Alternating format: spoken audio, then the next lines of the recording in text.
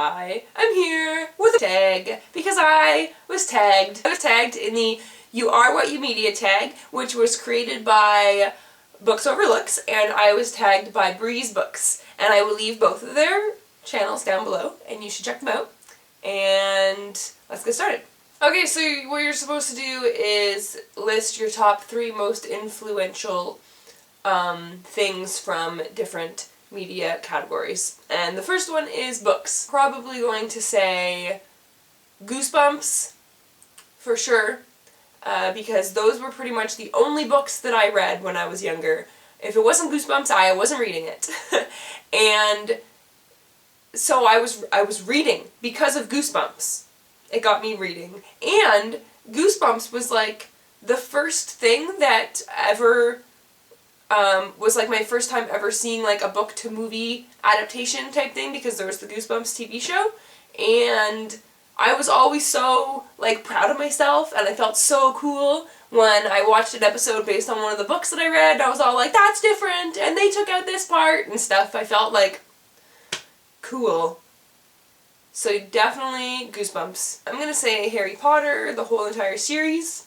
I didn't start reading it when I was little. I started reading it in grade 9, but I just have very fond memories of Harry Potter, and I'm now rereading the series, and it's absolutely wonderful. It's a wonderful, wonderful story with wonderful thoughts and lessons and characters, and it's just great. I want to say the Berenstain Bears books, because I loved those storybooks growing up, and they also have lessons in them, and I remember a lot of them, and remember a lot of things being from the Berenstain Bears books. So I'm gonna go with that. Music. Okay, first, obviously, the Backstreet Boys. Yes, I was obsessed with them between the ages of 10 and 13. And I still like to listen to them, but I only listen to the music that I listened to when I was little. I don't like their new stuff, because when I listen to Backstreet Boys now, it's a nostalgic thing. I feel like if I had never heard the Backstreet Boys before and I listened to their stuff now, I wouldn't love it. I would be like, it's pop music. But because I loved it when I was little, I still love it now. The Backstreet Boys were like my first obsession with anything, and my first music group that I really loved and listened to and wanted to go to concerts of, and I wanted to marry them, and I had a poster on my wall and I kissed them before I went to bed.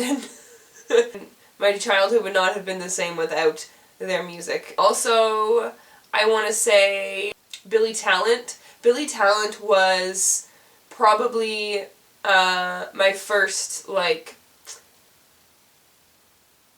favorite not poppy band. Like, I liked non-poppy music throughout high school, but there wasn't like a specific sound, I guess, that I really liked. I kind of liked a little bit of everything because I didn't really know what I liked, and Billy Talent became popular first with Try Honesty, and I thought that the singer's voice was whiny and annoying, and I was like, oh my god, why do people like this?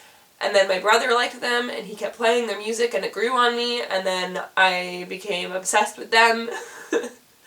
A little bit healthier version of my Backstreet Boys obsession, I guess, but they were my first, like, real band, I guess, that I loved, and I saw them twice in concert, and I met 2 of them, both at places of work, which was cool. So, definitely Billy Talent. And then I'm going to say Evans Blue, just because I feel like their music and lyrics really spoke to me and helped me through some difficult times. Not so difficult times now looking back, but at the time they were, you know, difficult, and their music definitely helped. Yeah. TV. That's a tough one. Mr. Dressup. For one, yes, Mr. Dressup. Awesome kids show. Bananas in Pajamas, also. And what TV shows did I watch in high school? Dawson's Creek. Yes, I'm gonna definitely say Dawson's Creek.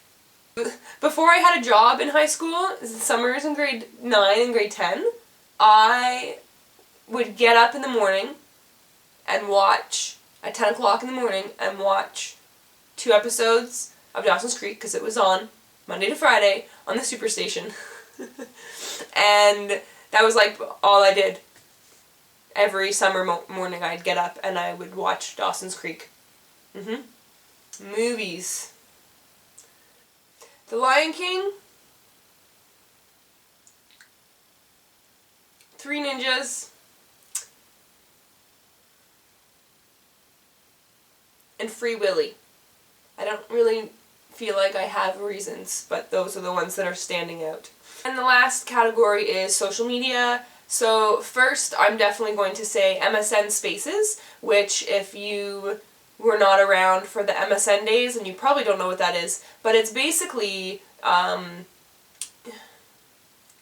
it's not like Facebook, but it's like your own, if you had MSN, it was MSN was an instant messaging program on your computer, so you could talk to people on the computer, and you could make a profile. In the profile, you could put pictures and blogs and a whole bunch of stuff, and I used it all the time, and I like made it up all pretty, and I had a profile picture, and I put pictures up any single time I did something with little blog write-ups and everything, and it's probably gone. I don't know how I would find it now, but I used it like about everything, and I wrote about everything, and some of my friends commented on it, mostly just my friend Lisa, and I even used it when I was in my first year of college, and some people who I had just met looked at it and stuff, because that's what you did, you looked at people's MSN Spaces, and then Facebook became a thing, and then MSN Spaces stopped being a thing, and then I used Facebook instead. But definitely MSN Spaces,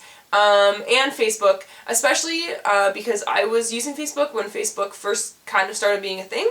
I think it started in 2005, and I started using it in 2006, and yeah, I think when I first started using it too, it was around the time too that you still needed to have a college or university email address in order to sign up for it. Facebook was so different when it first came out. First of all, it didn't look the same. It was like people wrote on your wall instead of your timeline, and there was like different ways to view things. Like if I wrote on my friend's wall, she would write back on my wall. There was no like reply option, and then you could like click and see each other's wall to wall, so you could like see all your conversations that you had, it just, the layout was different, and people didn't just post articles. I don't think people ever posted articles. People posted pictures of things that were happening, and people wrote on each other's walls to catch up and say, oh, hey, how's it going? We should do something sometime. And people would post pictures of their evenings or their events, and people would comment on them, and people would post video. They didn't post videos. You couldn't post videos on Facebook for a while. And so it was actually a very social thing. And it's not very social anymore, and it makes me sad because I still use it to keep in touch with people, but it's not the same as it was in 2006. So definitely Facebook. And Pinterest. I'm going to say definitely Pinterest. There are a lot of things that I have done that I would not have done, or at least wouldn't have done the same way without Pinterest. First of all, Halloween. I had a Halloween party. Everything about my Halloween party was from Pinterest. And I can put some pictures if you want. Everyone was like, oh my goodness, this is so awesome. How'd you come up with this idea? Pinterest. How'd you come up with this idea? Pinterest. What made you think of that? Pinterest. It's all from Pinterest. This is a Pinterest party. So, yes, that was fun. I'm going to tag some people now. I'm going to tag Novel Noise, Daphne's Bookshelves, and Marlin and Lena. Have fun. Bye.